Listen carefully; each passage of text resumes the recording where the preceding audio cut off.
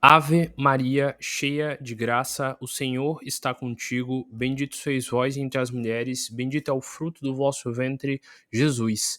Santa Maria, Mãe de Jesus, rogai por nós, buscadores de conhecimento, agora e na hora do nosso desenlace, que assim seja.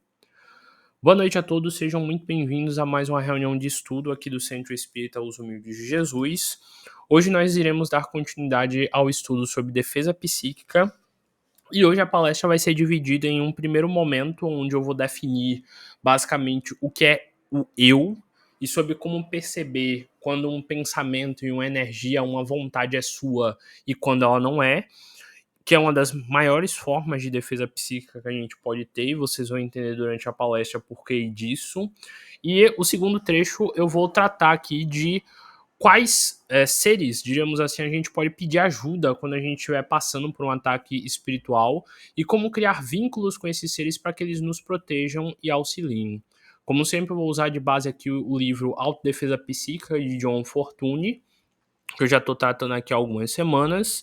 A gente vai tratar do capítulo número 20, que fala sobre métodos de defesa, onde a gente vai falar sobre os anjos da guarda, heróis nacionais, o anjo bom e o anjo mau. Talvez eu acabe até falando sobre como você pode descobrir o nome do seu anjo cabalístico. Se vocês quiserem isso depois, mais pra frente eu posso explicar. E enfim, vão ser temas bem profundos, bem interessantes.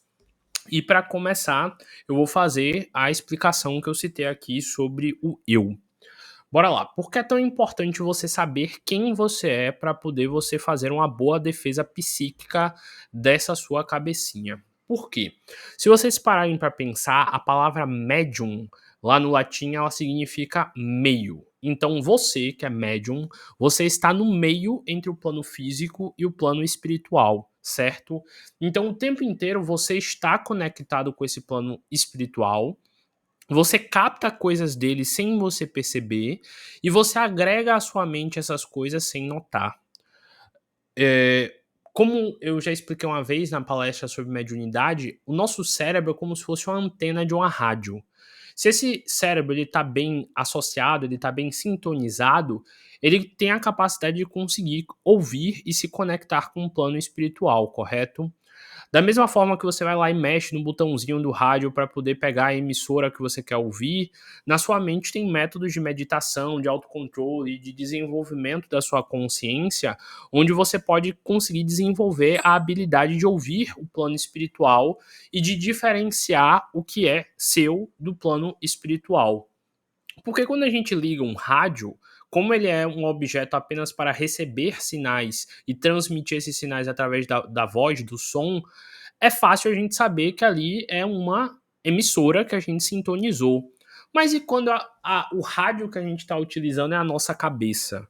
Por exemplo, na sua cabeça ela tem vários pensamentos, né? Isso tem várias opiniões que você considera ser suas e tem várias coisas que você sai pensando aleatoriamente durante o dia. Como é que você vai saber se um pensamento é seu ou de algum espírito? Como é que você vai saber quando aquela intuição é sua ou é da sua mediunidade? Como é que você vai saber até onde uma influência que você está sentindo, um arrepio, uma energia que você está sentindo é realmente sua ou não é?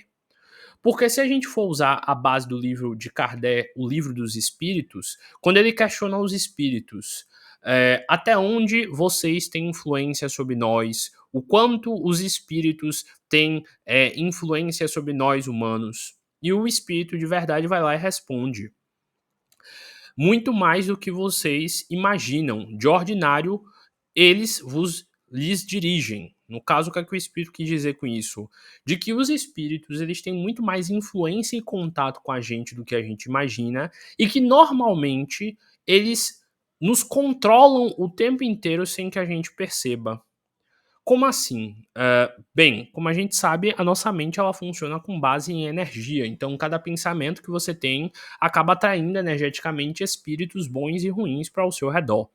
E, de acordo com os pensamentos que você tem, será definido que tipo de espírito, por afinidade, estará próximo a você, correto?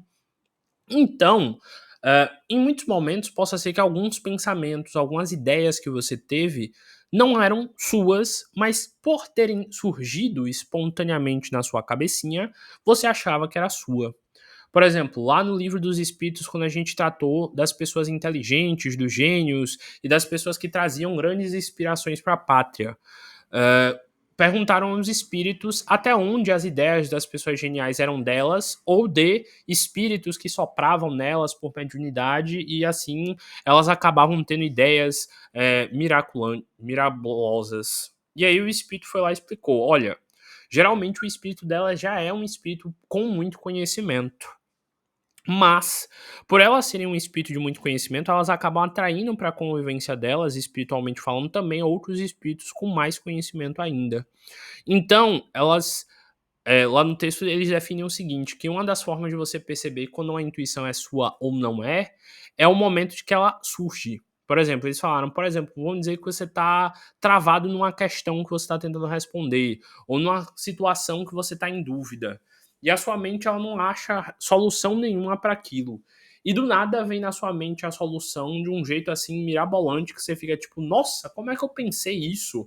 Nossa, isso é tão inteligente, isso é tão genial que nem parece que foi eu que pensei. Ou então, do nada, você lembra de uma coisa assim, de um jeito que você fica, nossa, parece até que foi um pensamento de fora que veio para minha mente. Então, os espíritos eles explicam que muitas das vezes, por a gente estar dentro da nossa cabeça, a gente acha que todos os pensamentos que estão passando pela nossa cabeça são nossos. E a gente esquece que às vezes pode só ser que a nossa rádio, nossa antena tá ligada e que a gente pegou ideia de algum espírito no ar e a gente, por ouvir dentro da nossa cabeça, achou que era nossa. Tanto que lá nas palestras que eu falo sobre desenvolvimento da mediunidade de audiência, que é a capacidade de ouvir espíritos, eu falo que uma das coisas mais difíceis nesse processo é você conseguir saber definir qual pensamento é seu e qual é do espírito. E sobre como ter certeza se realmente o que você está ouvindo são pensamentos dos espíritos ou se é uma esquizofrenia da vida, porque sim, o espiritismo explica que esquizofrenia é uma doença psíquica que não tem relação em si com a mediunidade, que existe diferença entre mediunidade e esquizofrenia. E lá nessa palestra eu falava o seguinte, que os níveis dos médiums audientes começa como o médium audiente ouvindo como se fosse uma voz dentro da cabeça dele falando coisas, geralmente coisas que têm uma opinião totalmente diferente da dele, então por isso ele nota que é algo diferente. Com o passar do tempo, essa mediunidade vai se acentuando e essa voz deixa de ser igual à da cabeça dele, começa a ser uma voz diferente da dele, e por isso ele percebe mais facilmente, poxa, minha voz é essa daqui dentro da minha cabeça, e agora eu tô ouvindo uma voz grossa, uma voz fina, uma voz feminina, uma voz masculina, então ele percebe, e com o passar do tempo começa a ficar tão claro que ele sente como se ele estivesse conversando com uma pessoa viva. E tem livros espíritas que diferenciam quando é mediunidade e quando é esquizofrenia, mas resumindo muito, porque não é o foco da palestra, e eu já expliquei isso em outras palestras, a diferença principal é o fato de que você, tomando remédio, não para de ouvir os espíritos. E também o caso de que, geralmente, quando é mediunidade, ela não atrapalha a sua vida e ela não é algo maléfico, diríamos assim. E também o fato de que, fazendo estudos biológicos do corpo e do cérebro da pessoa, o que é médium geralmente não tem os mesmos traços e sinais que o que é apenas clínico. Mas por que eu citei isso tudo? Porque assim a gente começa a perceber que existe diferença entre a forma que a nossa mente pensa e a forma com que os espíritos que estão ao redor de nós pensam. Tanto que, por exemplo, uma das coisas que eu vejo muito acontecer lá no centro espírita é que, às vezes, a opinião do médium lá na palestra é uma, quando a gente está conversando com ele, quando a gente está debatendo o assunto, e quando um espírito incorpora nesse médium, o espírito ele dá uma opinião totalmente diferente e fala coisas que o médium não falaria normalmente, não teria de opinião normalmente. Tanto que no início do desenvolvimento do kardecismo, Kardec acreditou veementemente que era realmente uma força espiritual ali atuando, porque quando ele fazia perguntas de física, de química, de coisas, de assuntos que um médium ali nunca saberia, o espírito ia e respondia de forma correta, utilizando às vezes palavras que o próprio médium não saberia.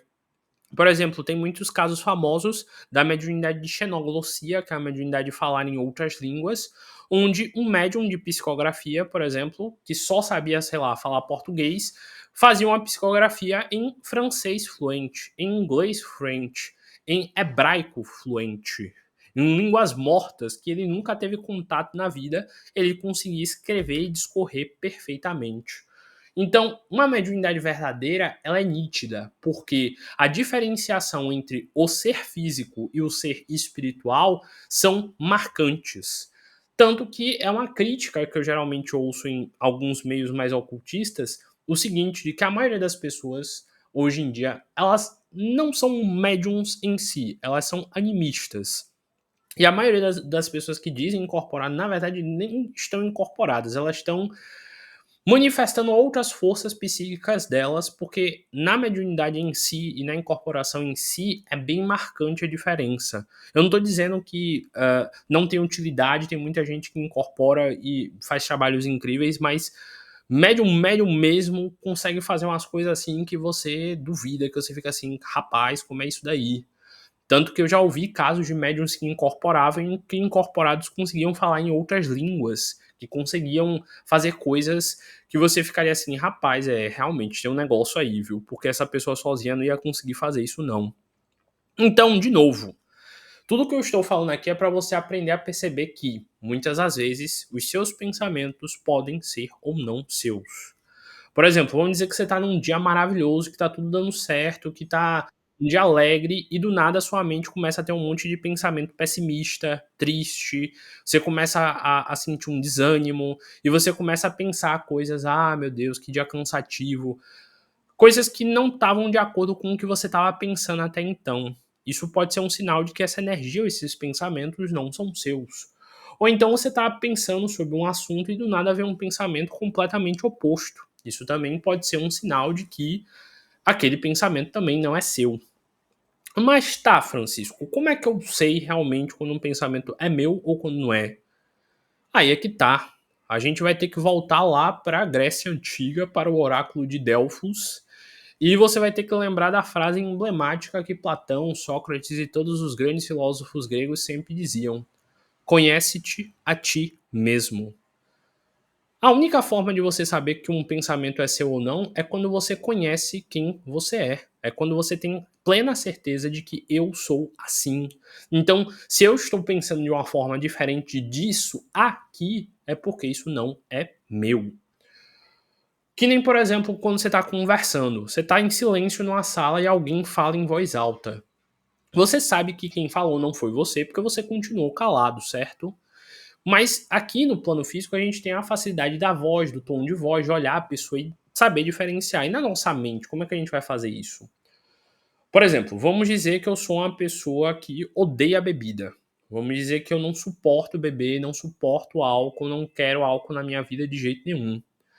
E aí eu tô triste um dia e do nada me vem uma vontade de beber. Eu sinto até na boca o gosto da bebida. Será que isso é meu? Obviamente não, porque eu odeio bebida. Mas naquele momento eu senti essa vontade. Pode ser que não seja meu. Vamos dizer que você odeia cigarro, você não suporta cigarro, o cheiro de cigarro, e do nada vem em você uma vontade de fumar cigarro, sendo que você nunca fumou cigarro na vida. Isso é seu? Não é.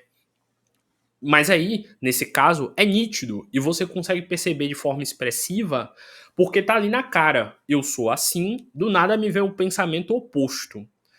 Mas a questão é que quando entra-se nessa questão fica muito mais complexo, porque às vezes os espíritos que estão perto de você podem ter pensamentos parecidos com os seus. Então, como é que eu vou realmente saber, Francisco? De novo, conhece a ti mesmo.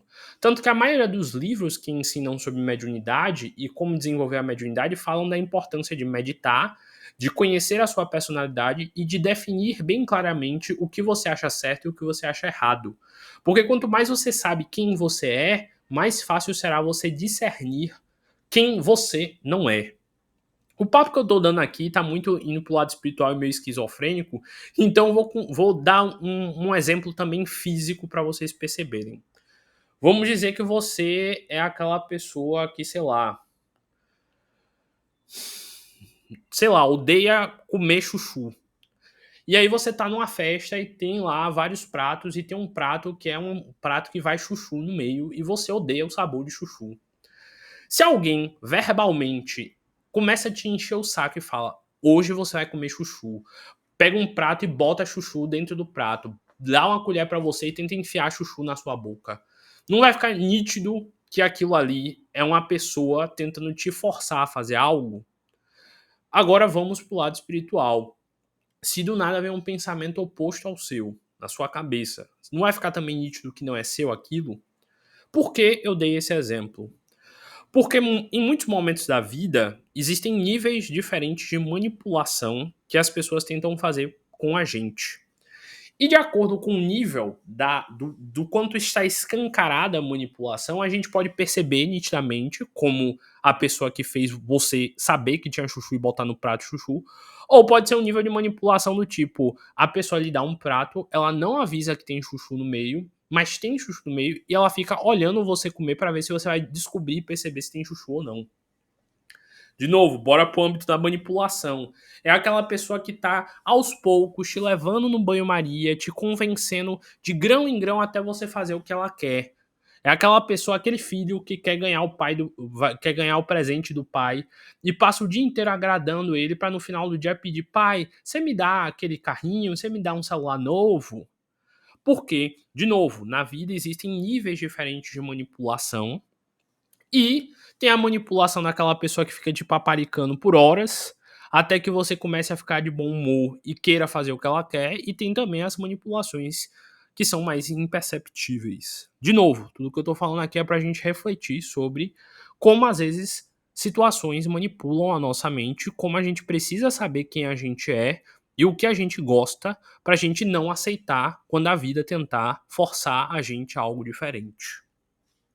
Pronto, dei um bom preâmbulo. Então agora vamos aprender a como definir o que realmente é você. Como é que a gente vai fazer esse tal conhece-te a ti mesmo que eu citei aí? Como é que você pode fazer para se conhecer, para definir quem você é de verdade? Tem um filósofo que eu gosto muito chamado Basil Pascal. Ele viveu entre lá em 1623 a 1662. E ele foi um filósofo muito interessante porque ele tentou fazer o seguinte: ele ficou encasquetado do que era o eu e de como definir eu.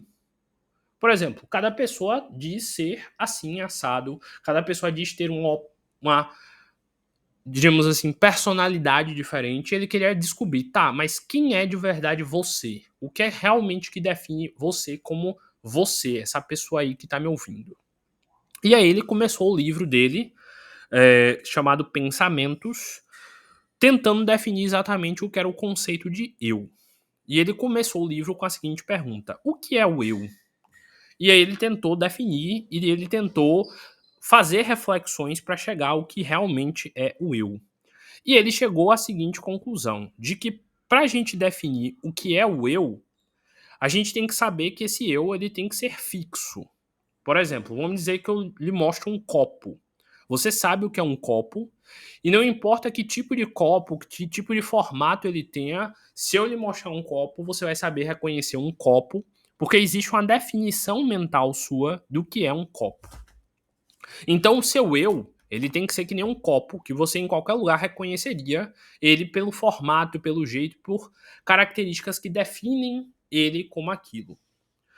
Então, ele chegou a essa seguinte conclusão, que o eu não pode mudar. Então a gente tem que encontrar dentro das pessoas, dentro da personalidade delas, algo imutável, algo que não dá para ser mudado. E aí ele começou a questionar, tá, por exemplo, vamos dizer que você é você, certo? E vamos dizer que você é uma pessoa, sei lá, alta. E você é definido por ser alguém alto. Em todos os locais te reconhecem por ser uma pessoa alta. Então, o que faz você é ser uma pessoa alta? E aí, Basil começou a se questionar e falou: não, porque se essa pessoa, sei lá, sofrer um acidente, perder as pernas e ela ficar uma pessoa baixa, ela ainda vai ser ela, mas o formato do corpo dela será diferente. Então, o que faz você ser você não é o fato de você ser alto, não é o fato de você ser baixa, não é o fato de você ser gordinha, não é o fato de que você é muito magrinha, não é o seu tipo de cabelo, não é se você é careca. Então, não é uma coisa estética que faz você ser você. Tudo bem, vamos dizer que você foi muito magrinha na infância e zoavam você como a menina magrinha e você tem apelido de ser magrinha, etc, etc. Mas, se você engordar do nada, você deixa de ser você? Não. Então, o que faz você ser você não são características físicas do seu corpo. E aí ele continua nessas definições, nesses debates. Por exemplo, então será que é a beleza de alguém que faz alguém ser belo? Ou alguém ser essa pessoa? E ele começa a debater. Tá, vamos dizer que tem uma moça que ela é muito bonita e que todo mundo reconhece ela por ser muito bonita. Se um dia ela, sei lá, sofreu um acidente, se um dia acontecer alguma coisa no rosto dela, no corpo dela, que faça ela deixar de ser bonita, ela vai deixar de existir? A personalidade dela só existe pelo fato dela aparentemente ser bonita? Ele chegou à conclusão que não, porque mesmo que uma mulher bonita passe a se tornar uma mulher feia, ela ainda será ela. Então também não é a questão da beleza nem da forma física que define quem é a pessoa. E ele começa a debater. Então, o que me faz ser eu é o meu nome? Eu sou Basil Pascal. Então, o que faz eu ser eu é ter este nome aqui? Eu sou Francisco. O que faz eu ser Francisco é esse nome? Não, porque amanhã eu posso ir no cartório e posso mudar meu nome, coisa que eu jamais faria porque eu amo meu nome, e eu continuarei a ser eu, mesmo não tendo o nome Francisco. Então também não é o seu nome que faz você ser você. Tá, então é minha mente, pronto. Porque mesmo com ou sem o nome Francisco, minha mente continua existindo. Então, o que sou eu é a minha mente. E aí Blaise Pascal falou que não. Por que não?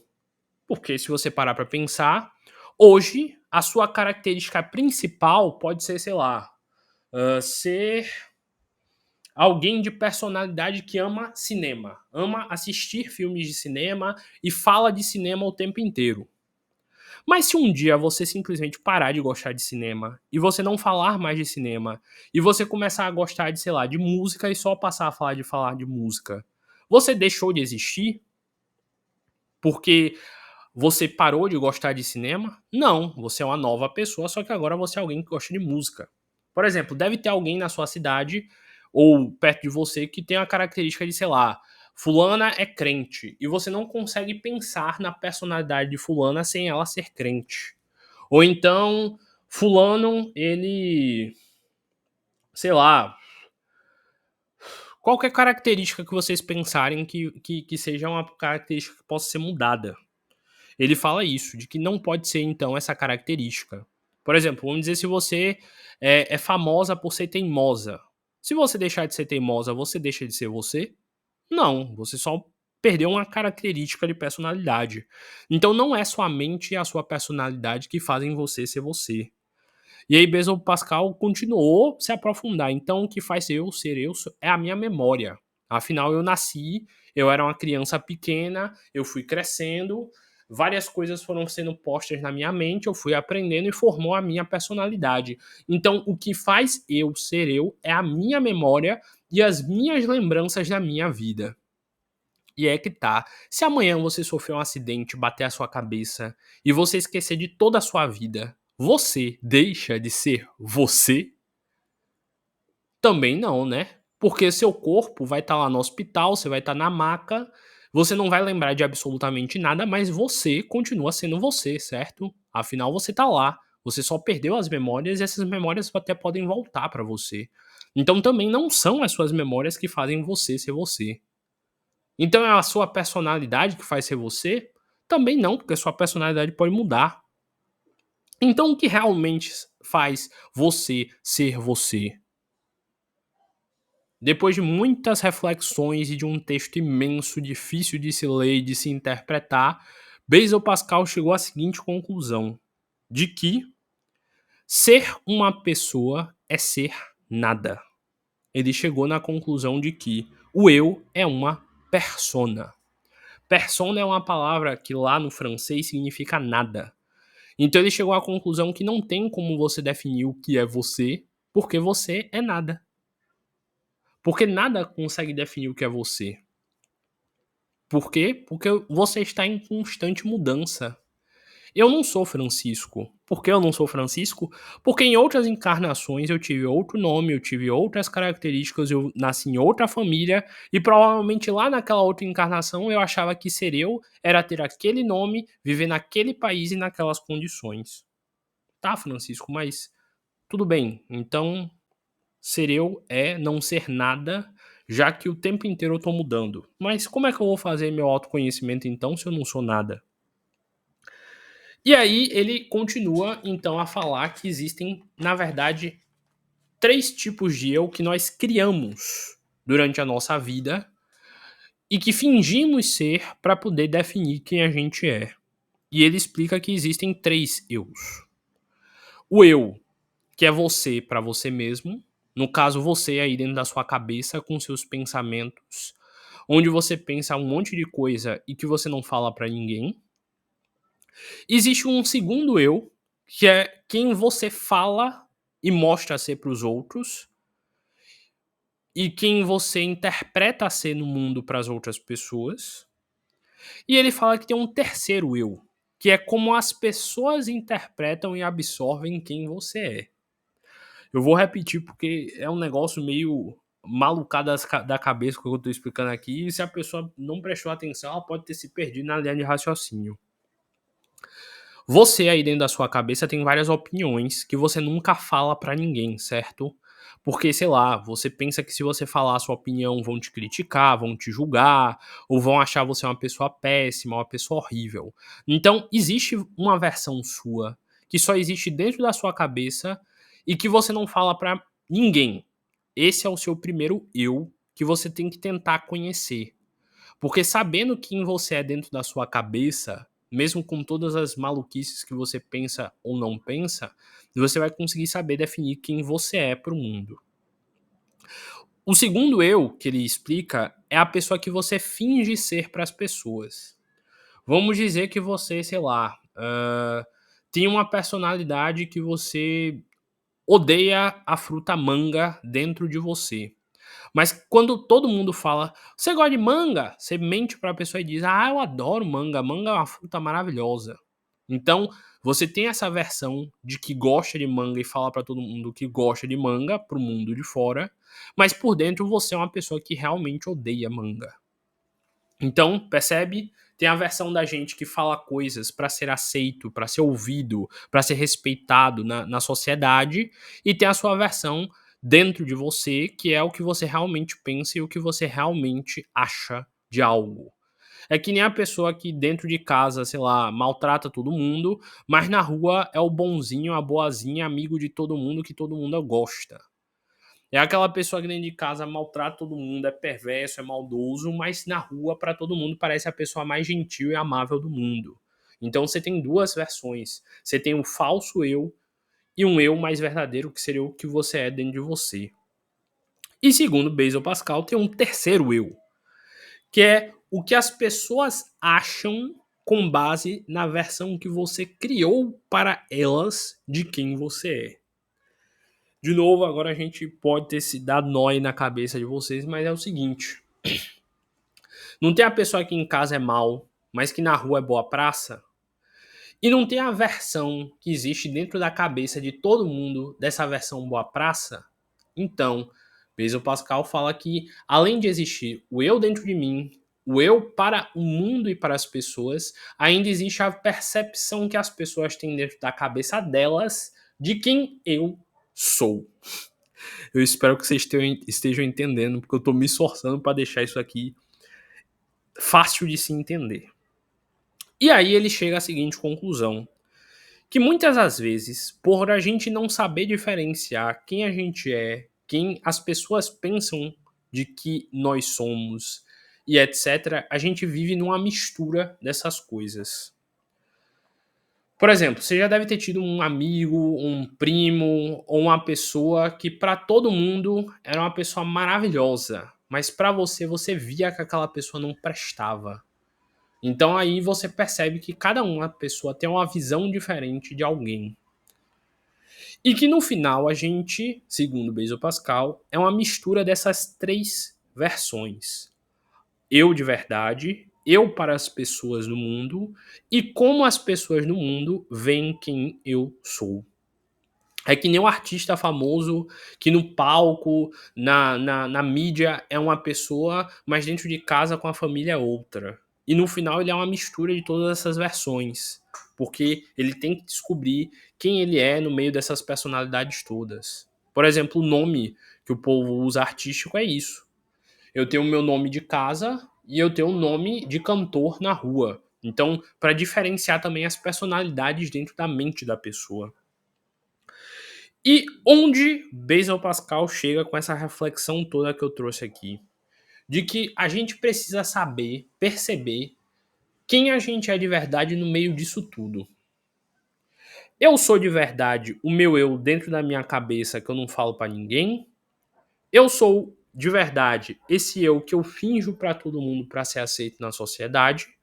Ou eu sou de verdade essa forma com que as pessoas me enxergam e me entendem?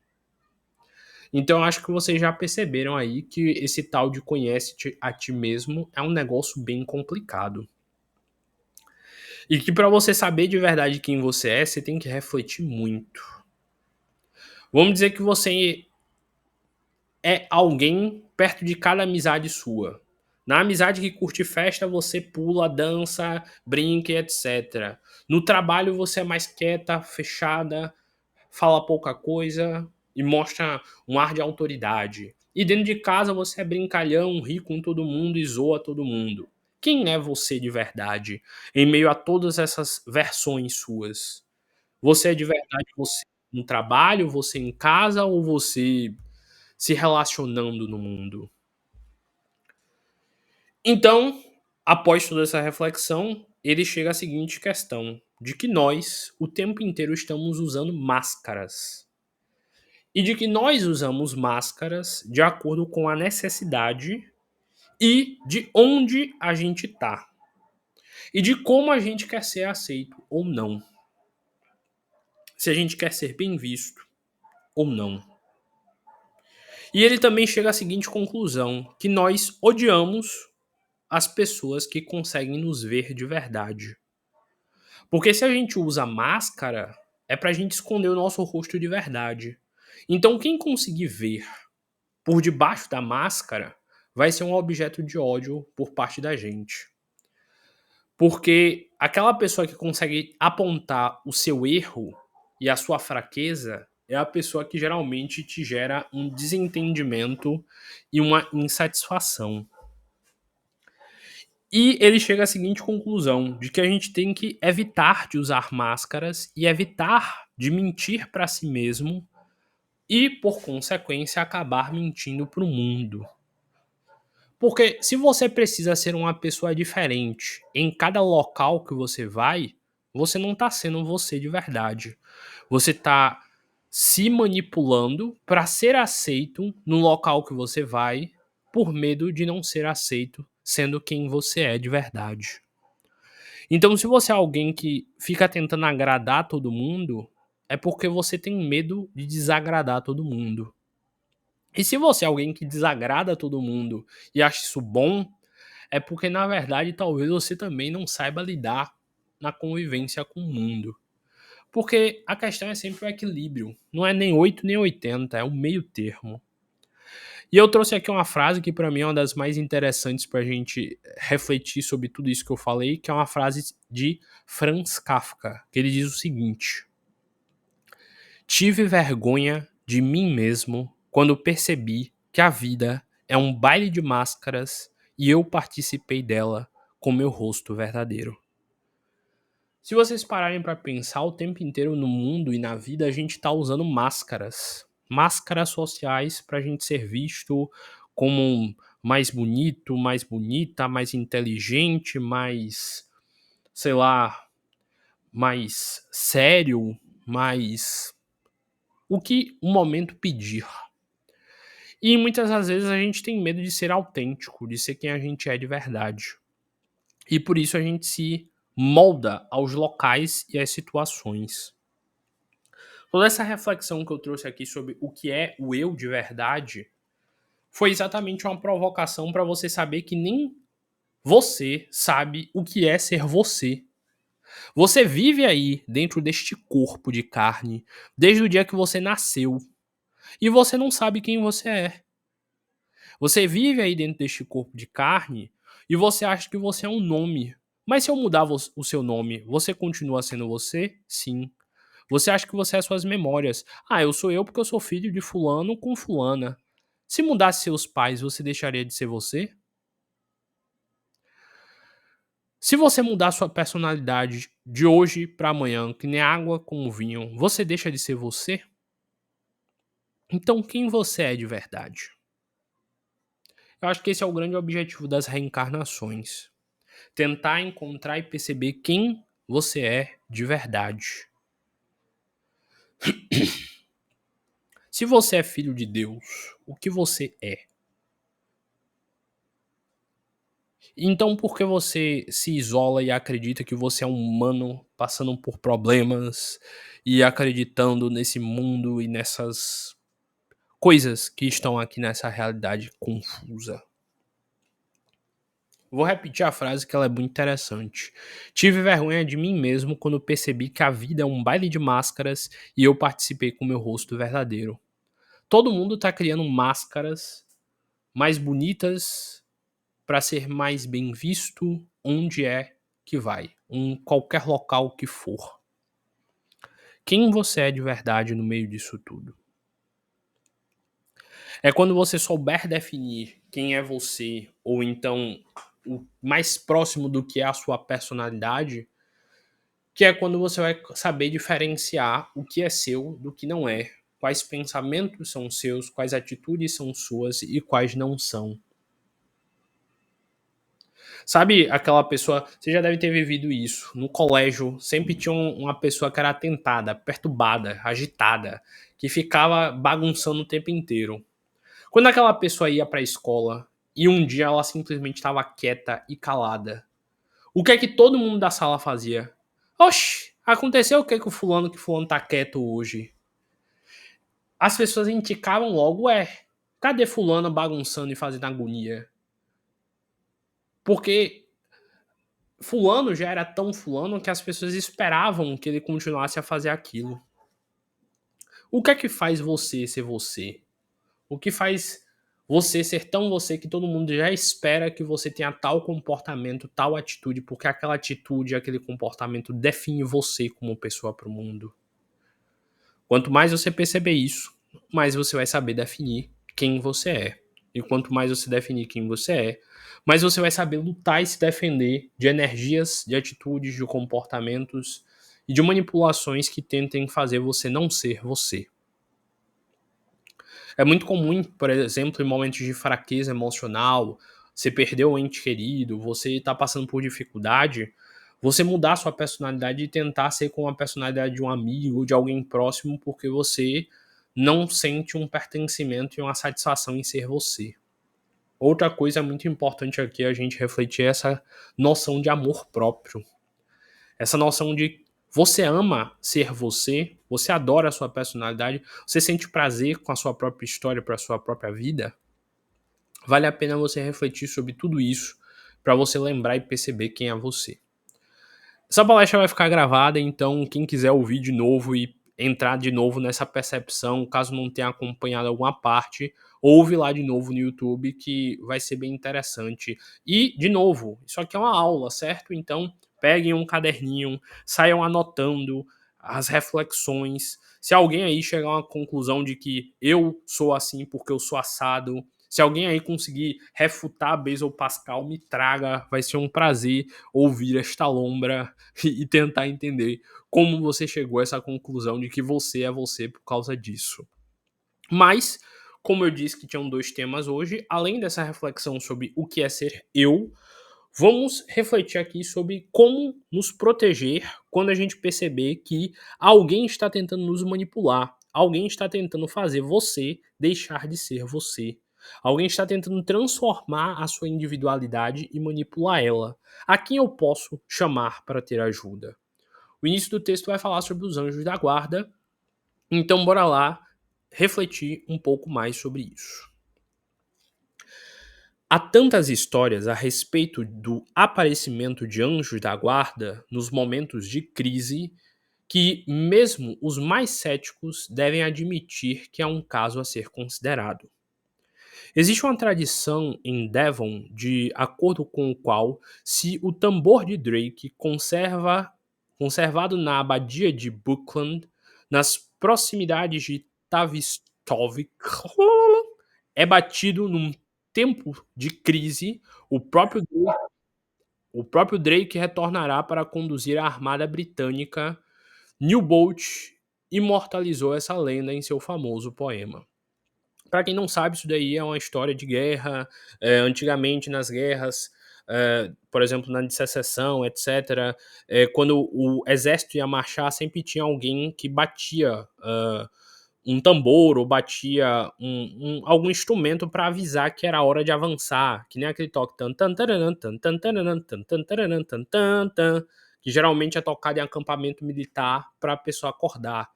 Então tá dizendo aqui que existem lendas de que se ainda forem tocados os tambores, o próprio espírito daquele guerreiro voltaria para ajudar a proteger.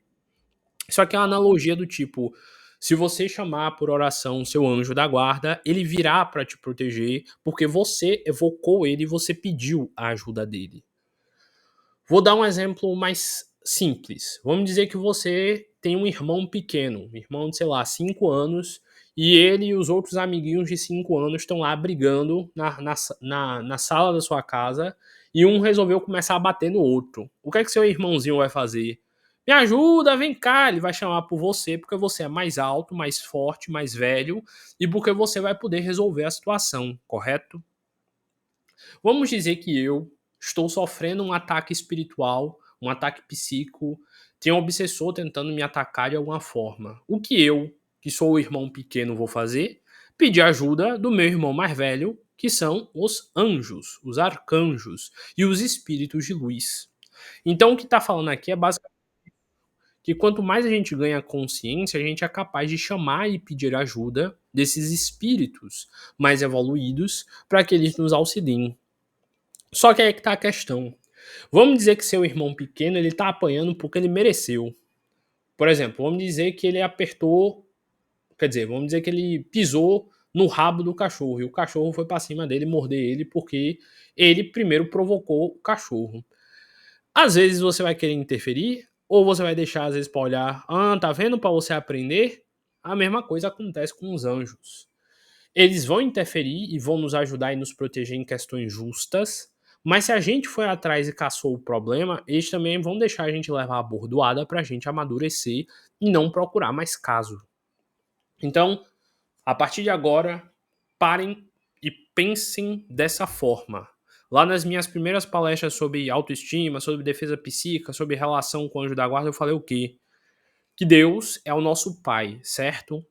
Os anjos, a partir de agora, pense na sua mente que são seus irmãos mais velhos, que estarão dispostos a te ajudar, te acolher e te proteger se você estiver fazendo por merecer. E o que é que o irmão mais velho também faz? Quando você está aprontando e você está fazendo besteira, o que é que ele faz? Ele dedura você pro seu pai. Então, os anjos são seus irmãos mais velhos.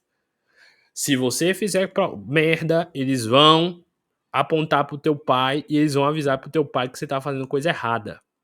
E teu pai, Deus, vai te botar de castigo. Entre aspas, karma.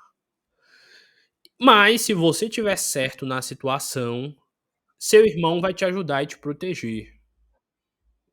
Alguém tá abrindo o microfone sem querer, então cuidado aí. Já fechei aqui.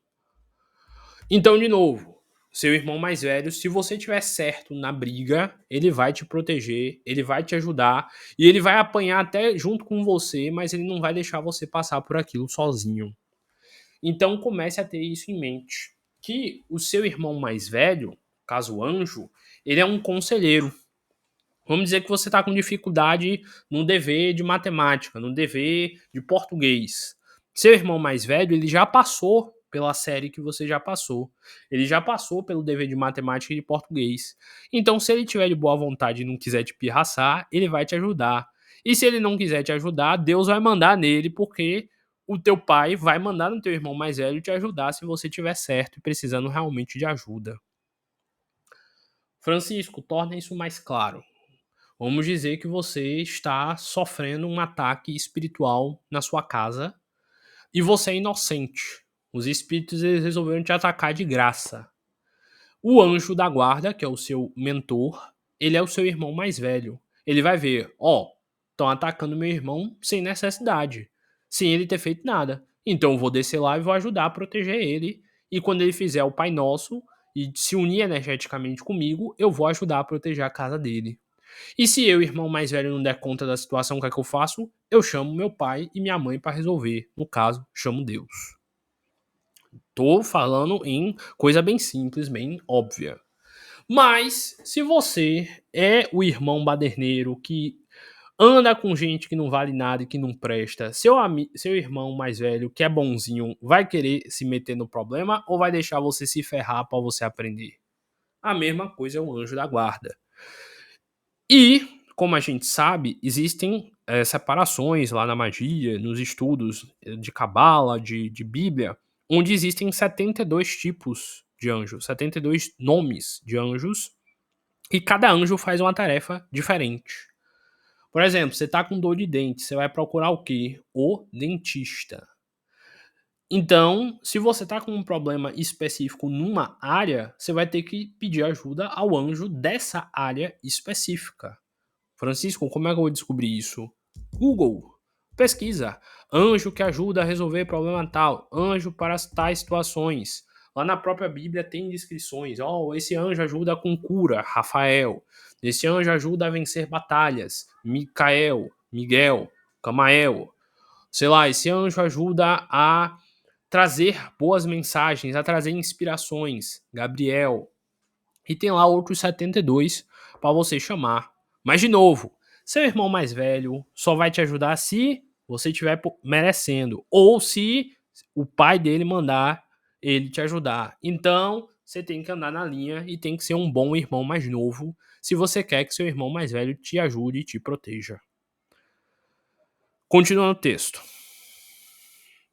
Já que eu tava, toma meu tambor em Devon e leva para o litoral. Toca-o quando tua força asseia. Se os dons Miramar em Devon deixarem o Porto do Céu e, como outro, reunirão o toque do tambor no Canal da Mancha. Então tá aí falando sobre o conflito que ocorreu lá no Canal da Mancha e tá dando um exemplo aí desse espírito, desse guerreiro chamado Drake e essa história aí que é uma tradição lá na cidade de Devon. De novo, tá explicando aqui com alegoria pra gente traduzir para a linguagem do nosso anjo guardião. E aí continua. A ideia do herói que retorna para conduzir o seu povo, ou do anjo da guarda que aparece nas horas de crise, está profundamente entranhada no coração de todas as nações e nada a extirpará. Inúmeros exemplos foram relatados pelos homens que retomavam das trincheiras durante a guerra. Voltemos uma vez mais à antiga. Cadê?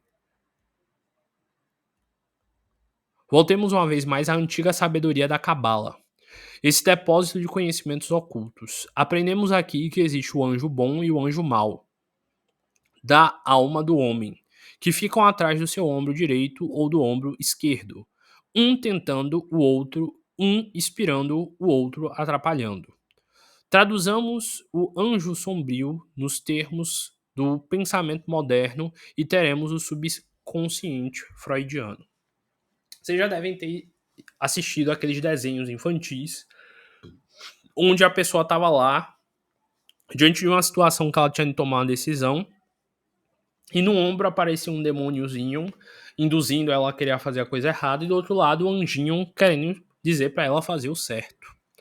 E no meio dessa situação a pessoa tinha de decidir com o livre-arbítrio dela o que ela iria fazer. E o que acontecia quando ela fazia a coisa errada? O anjinho ficava com vergonha e o capetinha ficava feliz. E o que acontecia quando ela fazia a coisa certa? O capetinha ficava triste, chateado, e o anjinho ficava feliz. Vamos levar isso para a alegoria da sua vida.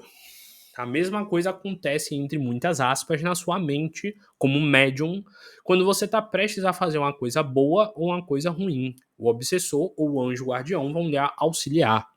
E geralmente, lá na Cabala tem-se o pilar direito e o esquerdo. O pilar da expansão ou da restrição. Então, dependendo do pilar, está associado aí a cada um dos ombrinhos. E o anjo e o demônio. Segundo lá a tradição da Kabbalah, existem 72 anjos e 72 demônios. Então, para cada anjo bom, tem um demônio, entre aspas, mal. E você tem que aprender a chegar ao perfeito equilíbrio entre essas duas energias para você evoluir. Então, aqui o que o texto está dizendo é o seguinte: você vai ser auxiliado ou atrapalhado pelo anjo bom ou pelo anjo mal, de acordo com o seu proceder. Se você é uma pessoa que está fazendo coisa errada e tendo comportamentos errados, quem é que vai aparecer do teu lado e ficar perto de você, rondando energeticamente para atrapalhar a sua vida? O demônio. E quem é que vai estar do lado de você, te protegendo e te tirando do caminho ruim se você começar a ter atitudes certas? O anjo. Lembrando aqui que o kardecismo ele não acredita na existência de um diabo ou de demônios, no sentido de que é um espírito que eternamente será mal. A gente só está usando aqui essa palavra como uma alegoria para definir um espírito atrasado e um espírito evoluído. No caso do anjo, no caso do demônio. E também lembrem-se que a palavra daemon no grego significa espírito. E originalmente a palavra daimon significava e definia qualquer espírito, tanto bom quanto ruim. Lá na Grécia Antiga, inclusive, tem vários diálogos de Sócrates onde ele fala que ele estava conversando com o daimon dele, que era no caso o anjo da guarda dele. Tem vários textos dele citando de conselhos que esse daimon dava para ele. Só lá na frente, com o desenvolvimento do catolicismo, que os Diamonds passaram a ser chamados de demônios como uma figura negativa. Eu expliquei isso tudo quando eu li e interpretei o livro O Céu e o Inferno, há alguns meses atrás. Então, sim, eu estava explicando o livro O Céu e o Inferno não de besta ou de bobo. Era porque eu queria depois poder me aprofundar nas explicações sobre os anjos e sobre os Diamonds para vocês refletirem sobre como chamar o seu anjo da guarda, como pedir proteção e como ter conexão com ele, e de como afastar esses espíritos atrasados que possam estar rondando na sua vida. Então, de novo, vão lá assistir as palestras sobre o céu e o inferno, onde eu defino o que é céu, onde eu defino o que é inferno, onde eu defino o que é anjo, onde eu defino o que é demônio, onde eu explico o que é daimon no grego e onde eu explico tudo isso. E agora seria o momento onde eu ia provavelmente me aprofundar em como descobrir qual é o seu anjo, ou quem é o seu anjo, ou como descobrir, perceber qual o seu anjo da guarda. Mas é que tá, o horário acabou de encerrar, então vejo vocês nesse mesmo horário, neste mesmo canal, na nossa próxima reunião, quando a gente se encontrar para podermos pedir ajuda ao nosso querido Chapolin Colorado. Quase que não saiu. Bem, é isso, eu vou parar por aqui. Desejo a todos vocês o sucesso como a única possibilidade.